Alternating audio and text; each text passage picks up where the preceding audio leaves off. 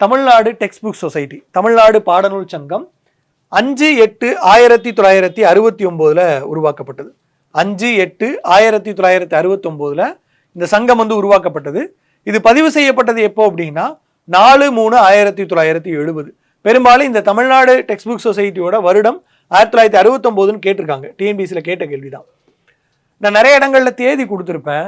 இப்போ நம்மளோட point of வியூவில் நாங்கள் டேட்டா கொடுத்துருவோம். நீங்கள் அதில் எவ்வளோ படிக்கணும் அப்படிங்கிறது நீங்கள் தான் முடிவு பண்ண போகிறீங்க. பட் நாங்கள் கேட்டோம்னா எல்லாத்தையும் படிக்கணும் தான் சொல்லுவோம். இப்போ நிறைய பேருக்கு இல்லை சார் என்னால் இவ்வளோ படிக்க முடியாதுன்னு நினச்சிங்கன்னா இந்த வருடத்தை மட்டுமாவது படித்து வச்சுக்கோங்க. தேதியை கூட நீங்கள் ஸ்கிப் பண்ணால் பண்ணுங்கள், பட் வருடத்தை மட்டுமாவது படித்து வச்சுக்கோங்க. ஓகே. 6வது TNSTC, Tamil Nadu state transport corporation. இது முதல்ல பல்லவன் டிரான்ஸ்போர்ட் கார்பரேஷனாக தான் இருந்துச்சு. 1/1/1972 இந்த பல்லவன் டிரான்ஸ்போர்ட் கார்பரேஷன் தொடங்கப்பட்டது. இது எப்போ டிஎன்எஸ்டிசியை மாற்றப்பட்டது அப்படிங்கிறதுக்கு அரசாங்க வலைதளங்கள்லேயே தகவல் இல்லை. அரசாங்க வலைதளங்களில் இல்லாத தகவலை நம்ம சொல்ல முடியாது, அதனால தான் நான் அதை எழுதலை. அதுக்கப்புறம் எஸ்சிடிசி, இன்னைக்கு நம்ம எஸ்சிடிசின்னு சொல்கிறோம்ல, அப்போது express wing of Pallavan transport corporation இருந்துச்சு. அது வந்து செப்டம்பர் 15, 1975 துவங்கப்படுது. நல்லா தெரிஞ்சுக்கோங்க, ரெண்டுமே வேற வேற அமைப்பு. இதை தெரிஞ்சுக்கணும் அப்படின்னா ஏதாவது கவர்மெண்ட் பஸ்ஸை பற்றி நீங்கள் கம்ப்ளைண்ட் பண்ணணும்னு வச்சுக்கோங்க, அப்போ உங்களுக்கு தெரியும் அது எஸ்சிடிசியா டிஎன்எஸ்டிசியான்னு கேட்பாங்க. ரெண்டுக்குமே வேற வேற வெப்சைட்டு, வேற வேற அத்தாரிட்டி. ஓகேங்களா? MTC, metropolitan transport corporation. இந்த மெட்ரோபாலிட்டன் டிரான்ஸ்போர்ட் கார்பரேஷன் வந்து சென்னையில் மட்டும்தான் இருக்குது. இதுக்கு முன்னாடி நிறைய அமைப்புகள் இருந்தது. 2001 ஜனவரி 10 தான் இது வந்துச்சு. இந்த 2001க்கு முன்பே நிறைய அமைப்புகள் கொச்சமுச்சன்னு இருந்துச்சு. அது எல்லாத்தையும் ஒட்டுக்கா சேர்த்து தான் எம்டிசி அப்படின்னு சொல்லப்படுற மெட்ரோபாலிட்டன் டிரான்ஸ்போர்ட் கார்பரேஷன் கொண்டு வந்தாங்க. அதுக்கப்புறம் தமிழ்நாடு குடிசை மாற்று வாரியம். குரூப் 2லையும் அதுக்கப்புறம் வந்த ஒரு எக்ஸாம்ல இந்த கேள்வி இருந்துச்சு. ஓகேங்களா? தமிழ்நாடு குடிசை மாற்று வாரியம் 1970 செப்டம்பர்னு ஒரு வெப்சைட்ல இருக்கு, 1970 ஜூலைன்னு ஒரு வெப்சைட்ல இருக்கு. ரெண்டுமே கவர்மெண்ட் வெப்சைட் தான். ஓகேங்களா? அதனாலே பார்த்தீங்கன்னா தேதி மாதத்தை கேட்காம வருடத்தை மட்டும் கேட்டுருவாங்க, 1970 அப்படின்ட்டு. ஓகே. இப்போ இந்த அரசாங்கம் வந்ததுக்கு அப்புறம் சில அமைப்புகளோட பேரை வந்து மாற்றிருந்தாங்க. அந்த பெயர் மாற்றின அமைப்புகள்ல இருந்து கேள்விகள் அடிக்கடி வரும். ஸோ இந்த தமிழ்நாடு குடிசை மாற்று வாரியம் இருக்கு இல்லையா, September 1, 2021 Tamil Nadu slum clearance board அப்படிங்கிறது தமிழ்நாடு அர்பன் ஹேபிட்டட் டெவலப்மெண்ட் போர்டுன்னு பெயர் மாற்றம் செய்யப்படுது. அதாவது குடிசை மாற்று வாரியம் அப்படிங்கிறத நகர்ப்புற வாழ்விட மேம்பாட்டு வாரியம்னு மாற்றினாங்க. குடிசை மாற்று வாரியம் அப்படிங்கிற பேரை வந்து நகர்ப்புற வாழ்விட மேம்பாட்டு வாரியம் அப்படின்னு சொல்லி மாற்றினாங்க. எப்போ? 2021 செப்டம்பர் 1 இப்போ Tamil Nadu slum areas improvement and clearance act 1971 இந்த சட்டத்தை பார்த்தீங்க அப்படின்னா இந்த சட்டத்தையும் மறுபடியும் என்ன பண்ணிட்டாங்க, Tamil Nadu urban areas improvement and habitat development ஆக்ட்னு பேர் மாற்றினாங்க. ஓகேங்களா? ஸோ சட்டத்தையும் மாற்றிட்டாங்க, அமைப்பையும் பேர் மாற்றிட்டாங்க. ஸ்லம் கிளியரன்ஸ் அப்படிங்கிறத அர்பன் ஹேபிட்டட் டெவலப்மெண்ட் அப்படின்னு மாற்றிட்டாங்க. ஓகே. இதோட மோட்டோ என்ன அப்படின்னா, ஏழையின் சிரிப்பில் இறைவனை காண்போம், God we shall see in the smile of poor. அறிஞர் அண்ணா பார்த்தீங்க அப்படின்னா நிறைய இடங்கள்ல இந்த ஸ்லோகனை வந்து பயன்படுத்தி இருப்பாங்க. Okay. The board initially started its activities in Chennai and its activities were gradually and extended to the other urban areas of Tamil Nadu since 1984. அதாவது 1984 வரைக்கும் இவங்க சென்னையில் மட்டும்தான் குடிசை பகுதிகளை வந்து மேம்படுத்தி கொடுத்துட்டு இருந்தாங்க. 84க்கு பின்பு தமிழ்நாட்டில் இருக்கிற பிற மாநகராட்சிகளுக்கும் நகராட்சிகளுக்கும் இது வந்து தன்னுடைய சேவைகளை வந்து எக்ஸ்டெண்ட் பண்ணாங்க. ஓகே. 8 police commissions. இந்த போலீஸ் கமிஷன் அப்படிங்கிறது மொத்தம் 5 முறை அமைச்சாங்க, ஆனால் 4 தான். குழப்பமாக இருக்கும்னு நினைக்கிறேன், சொல்கிறேன் தெளிவா. என்னன்னா 4வது கமிஷன் 2 தடவை அமைச்சாங்க. ஏன்னா அந்த ஃபர்ஸ்ட் கமிஷனை வந்து நீதிமன்றம் வந்து கேன்சல் பண்ணிடுச்சு. ஸோ மறுபடியும் 4வது கமிஷன் வந்து போட்டாங்க. ஸோ மொத்தம் கமிஷன் 5 முறை போடப்பட்டது. பட் 4 வரைக்கும் தான் நம்ம கவுண்ட் பண்ண முடியும். First commission November 1969 R A Gopalasamy. Second commission May 1989 T Sabanayagam. அப்புறம் 3வது கமிஷன் 2006 பூர்ணலிங்கம் தலைமையில். 4வது கமிஷன் ஷீலா பிரியா அவர்களோட தலைமையில் 2019 போட்டாங்க. இந்த ஷீலா பிரியா தலைமையிலான கமிஷன் மட்டும்தான் அதிமுக பீரியட்ல போடப்பட்டது. ஓகேங்களா? ஆனால் இந்த கமிஷனை வந்து நீதிமன்றம் வந்து ரத்து பண்ணுச்சு. இந்த கமிஷன் வந்து செயல்படக்கூடாதுன்னு சொன்னாங்க. ஸோ திமுக அரசாங்கத்தில் தான் இந்த 4 கமிஷனும் வந்திருக்கு. கடைசியாக ஜனவரி 2022 சிடி செல்வம் தலைமையில் ஒரு காவல் ஆணையம் உருவாக்கப்பட்டது. ஸோ காவல் ஆணையங்கள் எல்லாமே இதுவும் பார்த்தீங்கன்னா டிஎம்கே பீரியட் தான், செகண்டும் டிஎம்கே பீரியட் தான், அதுக்கப்புறமும் டிஎம்கே பீரியட் தான், ஃபைனலாக இப்போ ரன்னிங்கில் இருக்கிறதும் டிஎம்கே பீரியடில் தான். ஸோ இந்த போலீஸ் கமிஷன் எல்லாமே பார்த்தீங்கன்னா திமுக அரசாங்கத்தால் தான் உருவாக்கப்பட்டது. ஒன்னே ஒன்று மட்டும் அதிமுக அரசாங்கத்தால் உருவாக்கப்பட்டது. பட் அதை வந்து நீதிமன்றம் வந்து ரத்து பண்ணிடுச்சு. ஓகேங்களா. 9 ஸ்டேட் பிளானிங் கமிஷன், மாநில திட்டக்குழு 25/5/1971 உருவாக்குனாங்க. இந்தியாவிலே முதலாக ஒரு மாநிலம் வந்து திட்டக்குழு உருவாக்குச்சுன்னா தமிழ்நாட்டில் தான். ஸோ இந்தியாவிலே முதலையாக உருவாக்கப்பட்ட திட்டக்குழுவும் இதுதான். 23/4/2020 திட்டக்குழுவோட பேரே மாத்துறதுக்கே நேரம் சரியா இருந்தது. இந்த திட்டக்குழுவோட பேர் ஸ்டேட் பிளானிங் கமிஷன் அப்படிங்கிறத ஸ்டேட் டெவலப்மெண்ட் பாலிசி கவுன்சில் அப்படின்னு மாத்துறாங்க. மாநில வளர்ச்சி கொள்கை கவுன்சில். அதாவது 2020 ஏப்ரல் 23 மாநில வளர்ச்சி கொள்கை கவுன்சில் அப்படின்னு மாநில திட்டக்குழுவோட பேரை வந்து மாற்றம் பண்ணாங்க. ஸோ இன்னைக்கு நம்ம வந்து அதை திட்டக்குழுன்னு சொல்ல முடியாது, சாரி ஆமாம், அதுக்கப்புறம் மறுபடியும் பேர் மாற்றினாங்க. இப்போ வரைக்கும் திட்டக்குழு தான் சொல்லிட்டு இருக்கோம். அப்போ 2020 கொஞ்சம் காலகட்டம் வரைக்கும் பார்த்தீங்க அப்படின்னா மாநில வளர்ச்சி கொள்கை கவுன்சில் அப்படிங்கிற பேர் தான் இருந்தது. 25/8/2021 மறுபடியும் என்ன பண்ணிட்டாங்க, அந்த ஸ்டேட் டெவலப்மெண்ட் பாலிசி கவுன்சில் அப்படிங்கிறத ஸ்டேட் பிளானிங் கமிஷன் அப்படின்னு மாற்றிட்டாங்க. ஸோ திட்டக்குழு மாநில வளர்ச்சி கொள்கை கவுன்சிலாக இருந்துச்சு, அதுக்கப்புறம் மறுபடியும் திட்டக்குழுனே மாற்றப்பட்டது 2021. ஸோ இப்போ வரைக்கும் நம்ம வந்து இன்னையில அந்த 2021 25/8/2021 திட்டக்குழு அப்படின்னு தான் நம்ம சொல்லணும். ஓகே, இதோட சேர்மன் பார்த்தீங்க அப்படின்னா மாண்புமிகு முதல்வர் மு.க. ஸ்டாலின் ஐயா அவர்கள். வைஸ் சேர்மன் பார்த்தீங்க அப்படின்னா ஜெயரஞ்சன். ஓகேங்களா. 1971 கண்ணொளி வழங்கும் திட்டம். இந்த கண்ணொளி வழங்கும் திட்டம் அப்படிங்கிறது பொதுமக்களுக்கு பார்த்தீங்க அப்படின்னா கண் பார்வை குறைபாடுகள் இருக்கா அப்படின்னு செக் பண்ணி அவங்களுக்கு வந்து கண்ணாடி கொடுக்கறது, ஆப்ரேஷன் பண்ணுறது, இது எல்லாமே இந்த கண்ணொளி வழங்கும் திட்டம் அப்படிங்கிறது 1971. 1974 தாட்கோ. இந்த தாட்கோ அப்படிங்கிறது Tamil Nadu Adi Dravidar housing and development corporation limited. இப்போ நீங்கள் பேரில் பார்த்தீங்கன்னா ஹவுசிங் அப்படின்னு இருக்கும், டெவலப்மெண்ட் அப்படின்னு இருக்கும். தமிழில் என்ன சொல்லுவோம்னா தமிழ்நாடு ஆதி திராவிடர் வீட்டு வசதி மற்றும் மேம்பாட்டு கழகம் அப்படின்னு சொல்லுவோம். ஓகேங்களா. அப்போ நம்ம என்ன நினச்சிட்டு இருக்கோம்னா வீடு கட்டி கொடுப்பாங்க, இதை பில்டிங்ஸ் கட்டி கொடுப்பாங்க பொழுது அப்படின்னு நினச்சிட்டு இருக்கோம்ல. ஆக்சுவலாக இது என்னன்னு சொல்கிறேன், குடியிருப்புகள், பள்ளிகள், விடுதிகள் போன்ற கட்டுமான பணிகளை வந்து செயல்படுத்திட்டு இருந்தாங்க. ஆரம்ப காலகட்டங்களில் நீங்கள் நினச்சது கரெக்டு தான். குடியிருப்புகள், பள்ளிகள், விடுதிகள் போன்ற கட்டுமான பணிகளை மட்டும்தான் தாட்கோ வந்து செஞ்சுட்டு இருந்துச்சு. அதுக்கப்புறம் 1980-81 காலகட்டத்துக்கு அப்புறம், அதாவது ஆரம்பத்தில் கட்டுமான நிறுவனமாக தொடங்கப்பட்ட இந்த தாட்கோ 1980-81 பிற்பாடு தாழ்த்தப்பட்ட மற்றும் பழங்குடியின மக்களுக்கான பொருளாதார மேம்பாட்டு திட்டங்களை செயல்படுத்துறதும், வருமானம் ஈட்டக்கூடிய திட்டங்களை செயல்படுத்துறதும், திறன் மேம்பாட்டு பயிற்சிகளை வந்து கொடுக்கறதுக்கான திட்டங்களை செயல்படுத்துறதுக்கும் நீடிக்கப்பட்டது. ஸோ முதல்ல வந்து பில்டிங் கட்டி கொடுக்கறது மட்டும்தான் இருந்தது. இப்போ என்ன பண்ணிட்டாங்க, ஸ்கில் டெவலப்மெண்ட்டு, அதுக்கப்புறம் ரெவன்யூ ப்ரோக்ராமு, அதுக்கப்புறம் பார்த்தீங்க அப்படின்னா அவங்களுடைய எக்கனாமிக் டெவலப்மெண்ட் ஸ்கீம்ஸ், இது எல்லாத்தையுமே செயல்படுத்துவாங்க. ஈவன் பார்த்தீங்க அப்படின்னா தாட்கோவில் வந்து நீங்கள் மாடு வாங்குறதுக்கு லோன் வாங்கலாம், நீங்கள் ஏதாவது இண்டஸ்ட்ரீஸ் அமைக்க போகிறீங்கன்னா அதுக்கு லோன் வாங்கலாம். நான் சில ஸ்கீம்ஸ் காட்டுறேன் என்னென்ன அப்படின்ட்டு. ஃபர்ஸ்ட் பார்த்தீங்க அப்படின்னா லேண்ட் பர்ச்சேஸ் ஸ்கீம், நிலம் வாங்குதல் திட்டம். அதுக்கப்புறம் தொழில் முனைவோர் திட்டம், இந்த பெட்ரோலு, டீசலு, சில்லறை விற்பனை நிலையங்கள் அமைக்கிறீங்கல்ல அதுக்கு நிலம் வாங்கலாம். அதுக்கப்புறம் இளைஞர்களுக்கான சுய வேலைவாய்ப்பு திட்டம். அதுக்கப்புறம் மருத்துவமனை அமைக்கலாம்.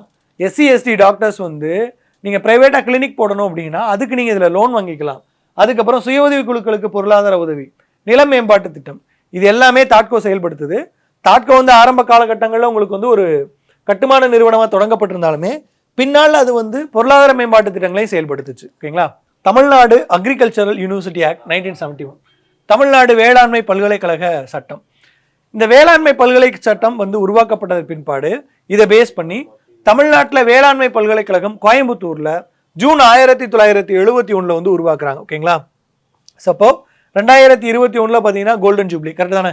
ஜூன் 1971 தமிழ்நாடு வேளாண்மை பல்கலைக்கழகம் கோயம்புத்தூர்ல உருவாக்குறாங்க. ஸோ அப்போ 2021 பார்த்தீங்கன்னா அது 50 வருடம் கம்ப்ளீட் ஆயிடுச்சு. 13 Tamil Nadu government servants family benefit fund scheme. இந்த ஸ்கீம் எதுக்காக அப்படிங்கிறத சொல்கிறேன். இப்போ ஒரு அரசு அலுவலர் வந்து திடீர்னு இறந்து போகிறார் அப்படின்னா அவரோட குடும்பத்துக்கு நிதி உதவி கொடுக்கணும். ரெண்டாவது அவரோட அந்த அத்தியாவசிய செலவுகள் இருக்கு இல்லையா, அந்த நம்ம காரியங்கள் பண்றது, அவர் அடக்கம் பண்றது, இந்த மாதிரி இந்த செலவுகளுக்கும் பணம் கொடுக்கணும். இதுக்காக தான் Tamil Nadu government servants family benefit fund scheme அப்படிங்கிறத ஸ்டார்ட் பண்ணாங்க. இது அதுக்கப்புறம் இந்த பெனிஃபிட் அப்படிங்கிறத செக்யூரிட்டி அப்படின்னு பெயர் மாற்றம் செஞ்சாங்க. பெனிஃபிட் ஃபண்ட் ஸ்கீம் அப்படிங்கிறத செக்யூரிட்டி ஃபண்ட் ஸ்கீம் அப்படின்னு பெயர் மாற்றம் செஞ்சாங்க. இந்த திட்டம் எப்போ தொடங்கப்பட்டது அப்படின்னா ஜனவரி 1, 1974. அதாவது அரசாங்க ஊழியர்கள் இறந்து போனாங்க அப்படின்னா அவங்களுக்கு வந்து நிதி உதவி கொடுப்பாங்க. அத்தியாவசிய செலவுகளுக்கும் பார்த்தீங்கன்னா நிதி உதவி இருக்கும். இப்போ 1/9/2021 இருந்து பணியின் போது உயிரிழக்கும் அரசு ஊழியர்களோட குடும்பத்திற்கு குடும்ப பாதுகாப்பு நிதி 5 லட்சமா கொடுக்குறாங்க. ஓகேங்களா? இப்போ இந்த 5 லட்சத்துல எப்படி இருக்கும் அப்படின்னா இந்த ஊழியர்களோட பங்களிப்பு மாசம் 110 ரூபா. நீங்க மாசம் 110 ரூபா கொடுக்கணும். கவர்மெண்ட் வந்து அந்த அரசு ஊழியர் பணியில் இருக்கும்போது இறந்துட்டார் அப்படின்னா 5 லட்சம் ரூபா கொடுப்பாங்க. Okay. Poompuhar shipping corporation limited 11 April 1974 உருவாக்கப்பட்டது. இதோட வேலைகள் வந்து இப்போ குறைஞ்சிருச்சு. முன்னாடி எப்படி இருந்ததுன்னா இந்த டான்ஜெட்கோ இருக்கு இல்லையா, தமிழ்நாடு மின்சார வாரியம், இந்த டான்ஜெட்கோக்கு கீழே இருக்கிற அனல் மின் நிலையங்களுக்கு நிலக்கரி வந்து அனுப்பணும். அது நம்ம பூம்புகார் ஷிப்பிங் கார்பரேஷன் தான் பண்ணாங்க.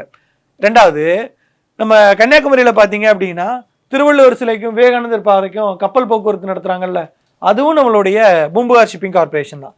ஸோ அதன்படி பொதிகை, குகன், விவேகானந்தா 3 கப்பல்கள் வந்து இயக்கப்படுது. 15 மனுநீதி திட்டம்.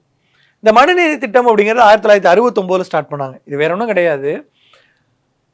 அரசு அலுவலர்கள் வந்து என்னைக்காவது ஒரு நாள் உங்களோட கிராமத்துக்கு வந்து மனுக்கள் வாங்கி உங்களுடைய கோரிக்கைகளை வந்து நிறைவேற்றுவாங்க. ஓகேங்களா? இதான் மனுநீதி திட்டம். District officials to set apart a day each week to listen to public complaints and set up processes for grievance or redressal. அதாவது மாவட்ட அதிகாரிகள் வந்து வாரத்தில் ஒரு நாள் மக்களை நேரில் சந்திச்சு அவங்களுடைய புகார்களை கேட்டறியவும் அவங்களுடைய குறைகளை நிறைவேற்றுறதுக்கும் இந்த திட்டம் வந்து கொண்டு வரப்பட்டது. ஆனால் இந்த திட்டம் இப்போ எப்படி இருக்குது அப்படிங்கிறது நிறைய பேருக்கு தெரியும். புகார்கள் நீங்கள் நேரடியாக போய் கொடுத்து அவங்க அது வந்து நிறைவேற்றுற அன்னைக்கு உங்கள் கிராமத்துக்கு வந்து செய்கிறாங்க. 16 international institute of Tamil studies, உலக தமிழாராய்ச்சி நிறுவனம் 1970. இதோட மோட்டோ என்ன இருக்கும் அப்படின்னா யாதும் ஊரே யாவரும் கேளீர். இது எங்கே இருக்குது? சென்னை தரமணியில் வந்து இருக்குது. இப்போ அறிஞர் அண்ணா நடந்தபோது சொல்லியிருந்தேன்னா 2வது உலக தமிழ் மாநாடு 1968 நடந்தது. அப்போ அறிஞர் அண்ணா ஒன்று சொல்லியிருந்தார், பிரான்ஸ் நாட்டில் பிரெஞ்சு மொழி ஆராய்ச்சி பல்கலைக்கழகம் இருக்கிற மாதிரி தமிழ்நாட்டில் தமிழுக்கு ஒரு ஆராய்ச்சி பல்கலைக்கழகம் இருக்கணும்னு அறிஞர் அண்ணா சொல்லியிருந்தாருன்னு சொன்னா அதை பேஸ் பண்ணி கலைஞர் கருணாநிதி அவர்கள் வந்து international institute of Tamil studies அப்படிங்கிறத 1970 வந்து கொண்டு வந்திருந்தாங்க. 17 செந்தமிழ் சொற்பிறப்பியல் அகர முதலி திட்ட இயக்ககம் 1974 சென்னை தரமணியில் தொடங்கினாங்க. இதோட முதல் இயக்குனர் பார்த்தீங்க அப்படின்னா நம்மளுடைய தேவநேய பாவனர் அவர்கள். இந்த செந்தமிழ் சொற்பிறப்பியல் அகர முதலி திட்ட இயக்ககம் பார்த்தீங்கன்னா டிக்ஷனரிஸ் வந்து வெளியிடுவாங்க. ஓகேங்களா? இந்த மொழியிலேருந்து அந்த மொழிக்கு, அதே மாதிரி கலைச்சொற்கள் வந்து உருவாக்குவாங்க. 18 first chief minister to host the national flag at saint George fort in Chennai in 15th August 1974. அதாவது 1973 வரைக்கும் சுதந்திர தினமாக இருந்தாலும் சரி, குடியரசு தினமாக இருந்தாலும் சரி, ஆளுநர்களே பார்த்தீங்கன்னா கொடியேற்றுவாங்க. ஓகேங்களா? அந்த முறை வந்து 1973 வரைக்கும் ஃபாலோ பண்ணப்பட்டது. 1974 ஏப்ரல் 20 ரீஜனல் அட்டானமி ஆக்ட், அதாவது மாநில சுயாட்சி கோரும் தீர்மானம் சட்டப்பேரவையில் நிறைவேற்றப்பட்டு இந்திரா காந்தி அம்மையாருக்கு, அந்த மத்திய அரசுக்கு வந்து அனுப்பி வைக்கப்படுது. அதில் கலைஞர் கருணாநிதி அவர்கள் வந்து என்ன கேட்டிருந்தாங்க அப்படின்னா, இந்த மாதிரி சுதந்திர தினத்தன்னைக்கு மாநில ஆளுநர்களுக்கு பதிலாக மாநில முதலமைச்சர் வந்து கொடியேற்றணும், அதற்கான திட்டத்தை வந்து கொடுங்க, அதற்கான உத்தரவு வந்து கொடுங்க அப்படின்னு வந்து கேட்டிருந்தாங்க. ஸோ அந்த உத்தரவு வந்து உடனே பரிசீலனைக்கு உட்பட்டு சரி மாநில முதலமைச்சர்கள் வந்து சுதந்திர தினத்தன்னைக்கு நீங்கள் வந்து கொடியேற்றிக்கலாம் அப்படின்னு சொல்லியிருந்தாங்க. அதுக்கப்புறம் தான் 15 ஆகஸ்ட் 1974 அன்னைக்கு செயின்ட் ஜார்ஜ் கோட்டையில் தேசிய கொடியேற்றிய முதல் முதலமைச்சர் கலைஞர் கருணாநிதி அவர்கள். ஸோ இந்த உரிமையை எல்லா முதலமைச்சருக்கும் வாங்கி கொடுத்தது கலைஞர் கருணாநிதி ஐயா தான். ஏன்னா அது முன்னாடி வரைக்கும் ஆளுநர் தான், அது எதா இருந்தாலுமே சுதந்திர தினமாக இருந்தாலும் சரி, குடியரசு தினமாக இருந்தாலும் சரி, ஆளுநர் தான் பார்த்தீங்க அப்படின்னா கொடியேற்றிட்டு இருந்தாங்க. இந்த ஃபோட்டோ எல்லாரும் பார்த்துருப்பீங்க. இந்த ரீசெண்டாக சுதந்திர தினத்தன்னைக்கு ஸ்டாலின் அவர்கள் வந்து அவங்களுடைய ட்விட்டரில் டிபியாக வச்சுருந்தாங்க. ஸோ இந்த கலைஞர் கருணாநிதி அவர்கள் வந்து முதல் முறையாக கொடியேற்றிருந்தாங்க இல்லையா, அந்த ஃபோட்டோவையும் அவரோட ஃபோட்டோவும் ஒரே இதில் வச்சுருந்தாங்க. முத்துலட்சுமி ரெட்டி மகப்பேறு நிதி உதவி திட்டம். இந்த முத்துலட்சுமி ரெட்டி மகப்பேறு நிதி உதவி திட்டத்தில் இப்போ மாற்றங்கள் கொண்டு வரப்பட்டிருக்கு. தவணைகள் பார்த்தீங்க அப்படின்னா குறைக்கப்பட்டிருக்கு. ஓகேங்களா? ஓகே, இது முதல்ல 1987 அனௌன்ஸ்மெண்ட் பண்றாங்க. இந்த 87 அப்படின்னா எம்ஜிஆர் அவர்களோட பீரியடு. 1987 முத்துலட்சுமி ரெட்டி மகப்பேறு நிதி உதவி திட்டம் அப்படிங்கிறத அறிவிப்பு கொடுக்குறாங்க. பட் 1987 எம்ஜிஆர் அவர்கள் இறந்து போனது பிற்பாடு 1989 மே 31 அரசாணை வெளியிடப்படுது. முத்துலட்சுமி ரெட்டி மகப்பேறு நிதி உதவி திட்டம் கர்ப்பிணி பெண்களுக்கு நிதி உதவி கொடுக்கறதுக்கு அப்படின்ட்டு.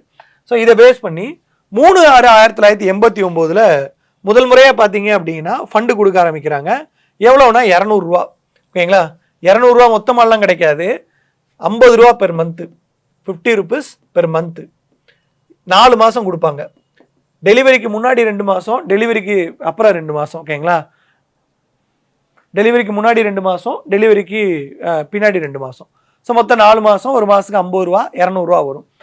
இந்த திட்டம் பார்த்தீங்க அப்படின்னா பிரதான் மந்திரி மாத்ரு வந்தனா யோஜனான்னு சொல்லப்படுற பிரதம மந்திரி மகப்பேறு நிதி திட்டம். இதுக்கு முன்னாடி இந்திரா காந்தி அம்மையாரோட பேர்ல இருந்துச்சு இந்த பிரதம மந்திரி மகப்பேறு நிதி திட்டம். அந்த திட்டத்தோட இணைத்து தான் இன்னைக்கு நம்ம செயல்படுத்திட்டு இருக்கோம். ஏன்னா இதுல வந்து இப்போ 18,000 ரூபா கொடுக்குறோம் அப்படின்னா 12,000 ரூபா நம்மளும் 6,000 ரூபா மத்திய அரசு கொடுக்குது. தட் மீன்ஸ் இந்த பிரதான் மந்திரி மாத்ரு வந்தனா யோஜனா திட்டத்தின் கீழே 15/9/2006 இந்த திட்டம் வந்து தொடங்கப்படுது. தட் மீன்ஸ் எப்படின்னா 6,000 ரூபாய் கொடுத்து தொடங்குறாங்க. ஓகேங்களா? இதுக்கு முன்னாடி இருந்தது வந்து 200 ரூபாய் தான்.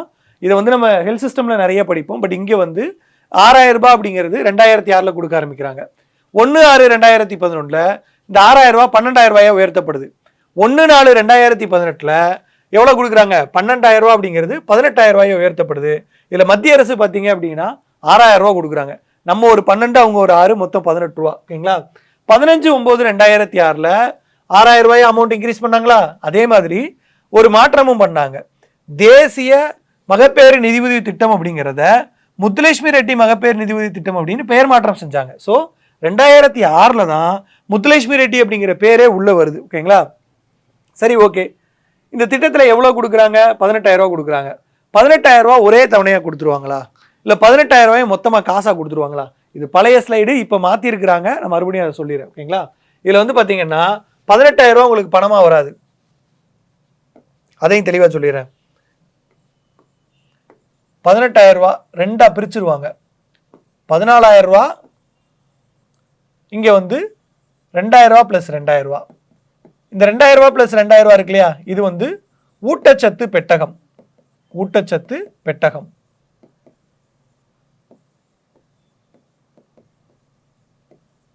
ஓகே, நியூட்ரிஷனல் கிட்னு சொல்லுவாங்க. குழந்தைகளுக்கும் சரி தாய்மார்களுக்கும் சரி அவங்களுக்கான ஊட்டச்சத்துக்காக ஊட்டச்சத்து பெட்டகம். 14,000 ரூபா உங்களுக்கு வந்து பணமாக வரும். 2,000 ரூபா ப்ளஸ் 2,000 ரூபா, அந்த ஒரு 4,000 ரூபா வருதா, அது வந்து ஊட்டச்சத்து பெட்டகமாக வந்து கொடுப்பாங்க. இதுதான் இந்த திட்டத்தில்.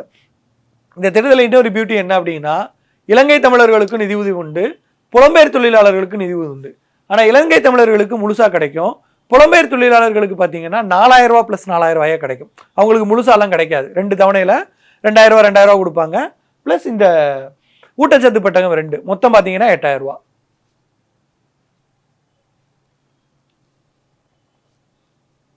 Okay, free electricity to farmers. இதை தான் அப்போ சொல்லியிருந்தேன், விவசாயிகளுக்கு இலவச மின்சாரம் அப்படின்னு சொல்லிட்டு. இந்த விவசாயிகளுக்கு இலவச மின்சாரம் கொடுக்கறது யாரு? ஒரு பெரிய டிபேட் சட்டமன்றத்திலே நடந்துச்சு. ஓகேங்களா?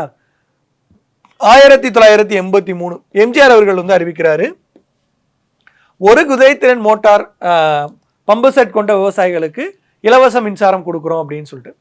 அப்போ ஒரு குதிரைத்திறன் மோட்டார் பம்பு செட் அப்படின்னா கம்மியான விவசாயிகள் தான் வந்தாங்க, உள்ள வந்தாங்க இந்த திட்டத்துக்குள்ள. 1989 கலைஞர் கருணாநிதி அவர்கள் வந்து அனௌன்ஸ்மெண்ட் பண்றாங்க, 5 குதிரைத்திறன் மோட்டார் பம்பு செட் கொண்ட விவசாயிகளுக்கும் இந்த திட்டம் வந்து நீட்டிக்கப்படுது அப்படின்னு சொல்லிட்டு. அப்போ 5 HP அப்படிங்கிறப்ப நிறைய பேர் இந்த ஸ்கீமுக்குள்ள வர ஆரம்பிச்சாங்க. ஓகேங்களா? ஓகே, இது 1990 இந்த திட்டம் பார்த்தீங்க அப்படின்னா இம்ப்ளிமெண்ட் பண்ணப்படுது. 1989 கொண்டு வரப்ப அனௌன்ஸ்மெண்ட் பண்ணப்பட்டு 1990 இந்த 5 HP மோட்டார் வரைக்கும் வச்சிருக்க விவசாயிகளுக்கு இலவச மின்சாரம் வந்து நீட்டிக்கப்பட்டது. இதுல கேள்வி கேட்டாங்க அப்படின்னா நீங்க கலைஞர் கருணாநிதி அவர்களே சூஸ் பண்ணுங்க.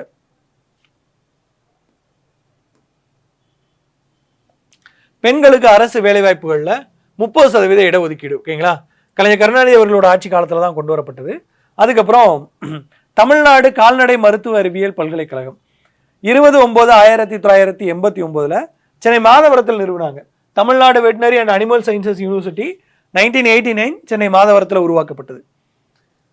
22 28/3/1989 20% ரிசர்வேஷன்.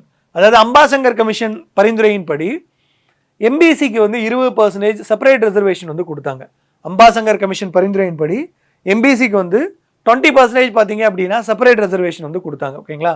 நிறைய பேர் இதில் வந்து சட்டநாதன் கமிஷனை மென்ஷன் பண்ணலையே அப்படின்னு சொல்லுவீங்க. சட்டநாதன் கமிஷன் வந்து நான் பின்னாடி எழுதி கொடுக்குறேன். அது வந்து நமக்கு வந்து ரிசர்வேஷன் சிஸ்டம் அப்படின்னு ஒரு தனி டாப்பிக்கே உண்டு யூனிட் 9ல். அதில் அதை வந்து நம்ம ரொம்ப எலாபரேட்டடாகவே பார்ப்போம். ஓகே, இந்த அம்பாசங்கர் குழு வந்து ஒரு பரிந்துரை கொடுத்தாங்கல்ல, இது நடைமுறைப்படுத்தப்பட்டதுக்கு பின்னாடி நிறைய சுவாரஸ்யமான கதைகள்லாம் இருந்தது. அம்பாசங்கர் கமிஷன் பார்த்தீங்க அப்படின்னா, ஓகே, பிசியில் ஒரு 222 ஜாதிகள் இருக்கு. இந்த 222 ஜாதிகளில் 34 ஜாதிகள் வந்து அதிகமான இடங்களை வந்து எடுத்துக்கிறாங்க. ஒரு 188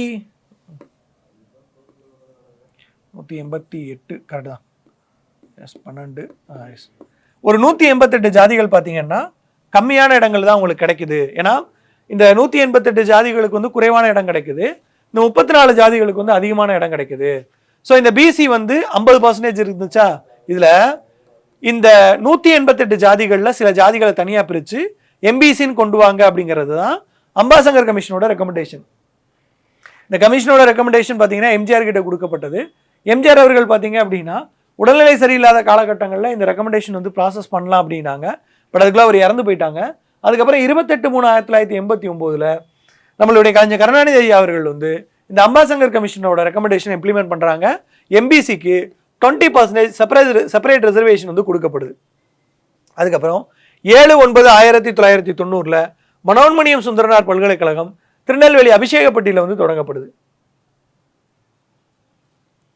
24 சமத்துவபுரம் திட்டம். ஓகேங்களா? இந்த சமத்துவபுரம் திட்டம் ரொம்ப ரொம்ப முக்கியமானது. எல்லா எக்ஸாம்லையுமே இதை கேட்பாங்க. ஃபர்ஸ்ட் சமத்துவபுரம் அப்படிங்கிற ஒரு திட்டம் அனௌன்ஸ்மெண்ட் பண்ணப்பட்டது ஆகஸ்ட் 15, 1997. ஸோ சுதந்திர தின விழாவின் போது அறிவிக்கிறாங்க. இந்த சமத்துவபுரத்தோட ரியாலிட்டியை நான் சொல்றேன். இது எதுக்குன்னு சொல்றேன். ஊர்ல பாத்தீங்க அப்படின்னா தாழ்த்தப்பட்ட மக்கள் இவங்க எல்லாத்தையுமே ஒரு குறிப்பிட்ட பிரிவினர்னு ஒதுக்கி ஒரு தனியா ஊருக்கு வெளியே வச்சிருப்பாங்க, இல்லைன்னா அவங்கள தனியா வச்சிருப்பாங்க. இப்போ கலைஞர் கருணாநிதி அவர்கள் என்ன பண்றாங்கன்னா, அப்படி இருக்கக்கூடாது, எல்லா மக்களும் எல்லா இடத்துலையும் இருக்கணும் அப்படின்னு சொல்லி இந்த சமத்துவபுரம் கான்செப்டை கொண்டு வராங்க. இதுல வந்து பெரும்பாலான வீடுகள் வந்து தாழ்த்தப்பட்ட மக்களுக்கும், பிற வீடுகள் பார்த்தீங்கன்னா பிற ஜாதிகளுக்கும் ஒதுக்கப்படும். ஓகேங்களா? இப்போ இந்த தாழ்த்தப்பட்ட இந்த சமத்துவபுரம் அப்படிங்கிறது முழுக்க முழுக்க தாழ்த்தப்பட்ட மக்கள் வசிக்கிற ஊருக்கு ஒதுக்குப்புறமான இடமாவே மாறி போச்சு. அது ஒரு வேதனையான விஷயம்தான். ஆகஸ்ட் 15, 1997 இந்த சமத்துவபுரம் அப்படிங்கிற திட்டத்தை வந்து அறிவிக்கிறாங்க. இது தொடங்கப்பட்டது எப்போ அப்படின்னா ஆகஸ்ட் 17, 1998. ஓகேங்களா? ஓகே, இந்த சமத்துவபுரம் முதல் சமத்துவபுரம் எங்க தொடங்கப்பட்டது? மதுரையில திருமங்கலம் தாலுக்கால மேலக்கோட்டை அப்படிங்கிற ஒரு கிராமம், அங்கதான் முதல் சமத்துவபுரம் தொடங்கப்படுது. ஆகஸ்ட் 17, 1998. ஏப்ரல் 8, 1999 இந்த சமத்துவபுரம் அப்படிங்கிற பெயரை பெரியார் நினைவு சமத்துவபுரம் அப்படின்னு பெயர் மாற்றம் செய்யறாங்க. சமத்துவபுரம் அப்படிங்கிற பெயரை பெரியார் நினைவு சமத்துவபுரம் அப்படின்னு சொல்லி பெயர் மாற்றம் செய்யறாங்க. ஓகே, இதுதான் இந்த முதல்ல தொடங்கப்பட்ட சமத்துவபுரம் மேலக்கோட்டை கிராமம்.